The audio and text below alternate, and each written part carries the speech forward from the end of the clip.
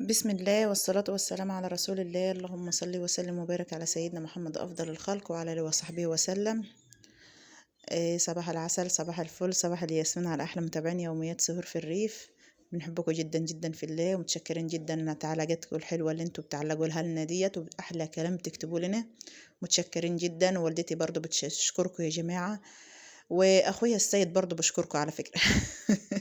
ما هم بقى ممثلين، يعني ايه، قالوا لي اشكريهم على وقفتهم جنبنا بعد ربنا طبعا، وهنوصل بيكم بعد ربنا، وربنا يخليكم وما نتحرمش منكم العمر كله. بنشكركم جدا جدا جدا، وكل سنة وانتم طيبين، وعودها علينا وعليكم بخير يا رب.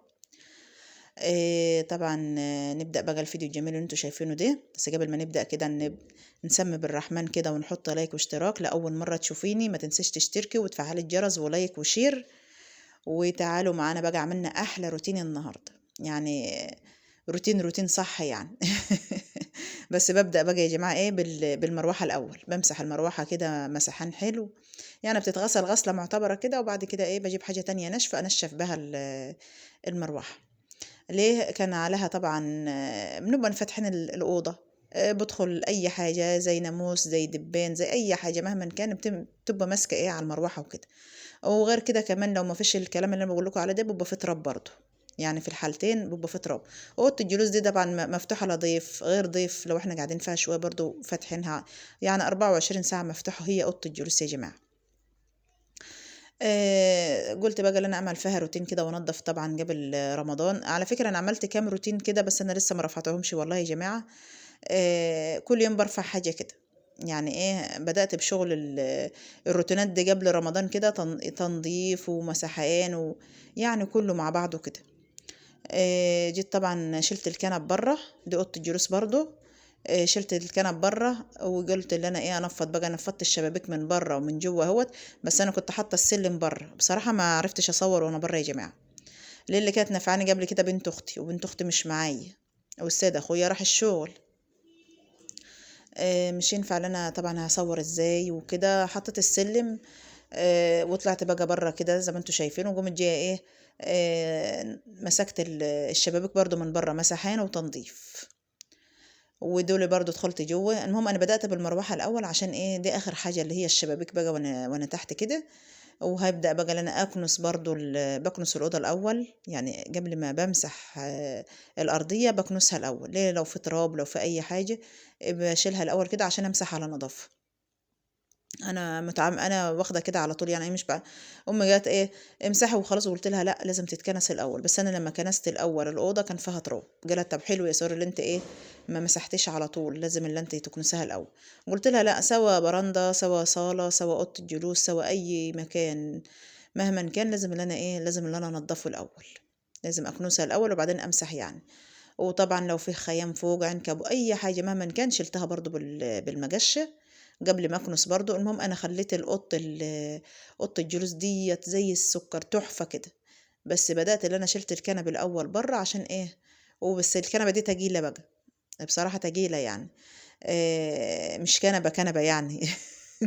لا دوكم كنبه دي تعتبر مش كنبه يعني فيها كده من جوه. بنحط السكر فيها، بنحط فيها اي حاجه، فيها بيبان كده من الجنب يا جماعه. وفيها السكر وفيها اي حاجه احنا حاطينها. قمت انا اشدها اليمه دي لما اكنس وامسح، وبعدين ارجعها تاني مطرحها. انما الكنبتين التانيين انا طلعتهم بره.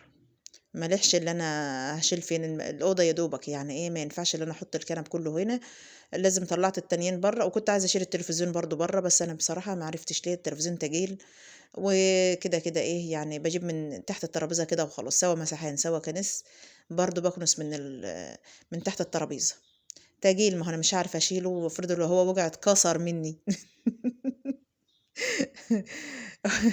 ما ينفعش اللي انا اشيله لوحدي، ده تقيل، ده كان جوز رجاله شايلينه. يعني كتر خير الترابيزه اللي هي شايلاه بصراحه، يعني كتر خيرها، يعني يكون في عونها اللي هي شايله التلفزيون ده. اخويا صبحي يا جماعه جايبه لنا من الاردن. هو جايبه لنا يعني عامه. احنا كان عندنا واحد صغير شويه كده، نقلته في الاوضه التانية قصاد السرير، وجبت دي بقى ايه شغلناه هنا في اوضه الجلوس.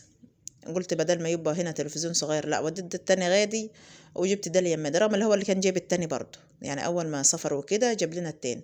بس طبعا دي كبير شويه وواضح عن التاني يعني.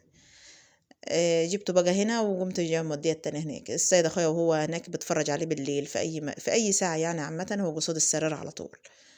اهو جبت برضو المسحوق بتاعي برضو، غسلت الارضيه دي غسله معتبره. ليه؟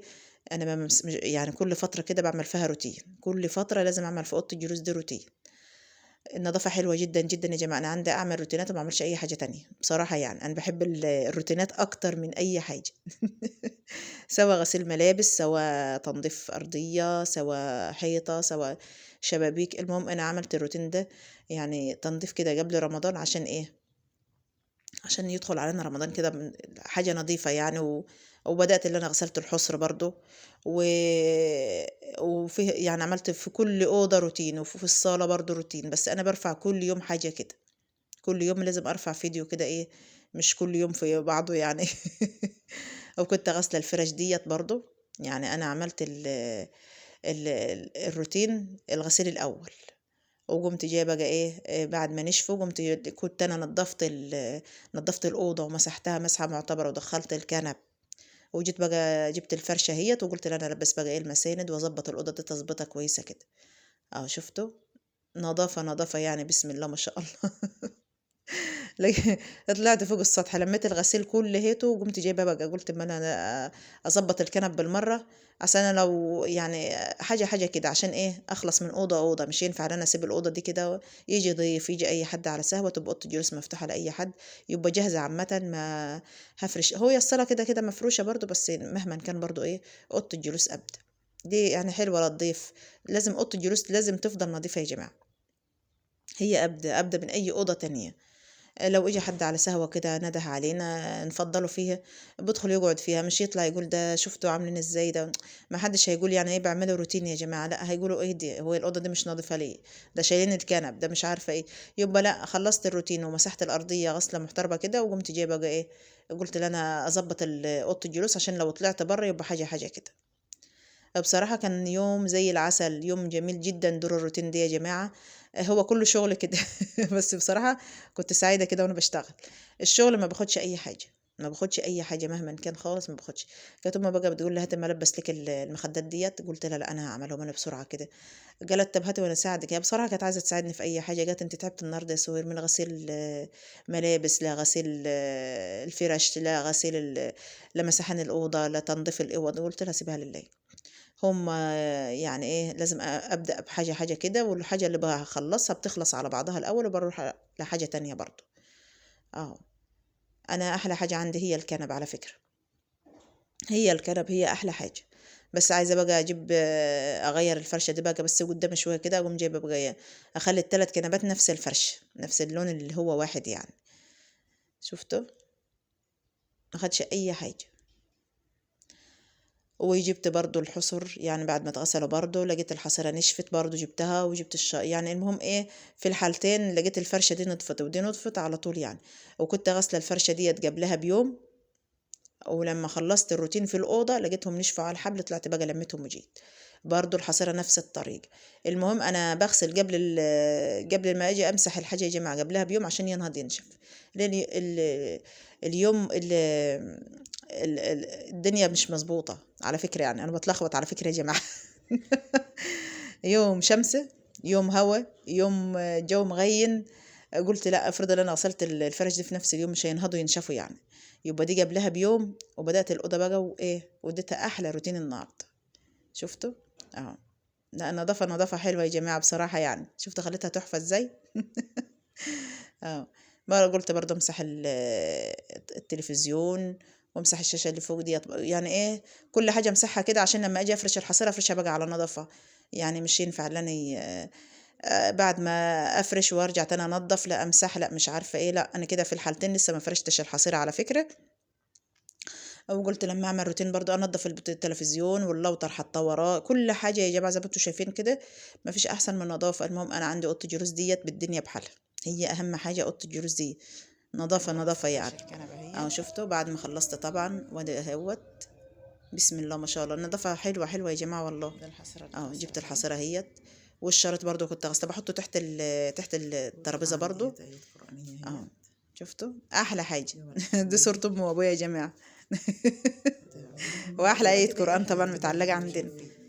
اه بوريكم بس الحاجة النظافة اللي انتوا شفتها ديت، بسم الله ما شاء الله. وانا شغالة كده بفرش الحصيرة بقى، جبت كانت قرآن كده، فضلت تقرا قرآن في البيت. وكل سنة وانتم طيبين وعدها عليكم بخير يا رب. احلى متابعين طبعا، دخلوا على صفحتنا يوميات سهر في الريف. آه، احلى ناس طبعا. عسل، احلى روتين عملناه قبل شهر رمضان.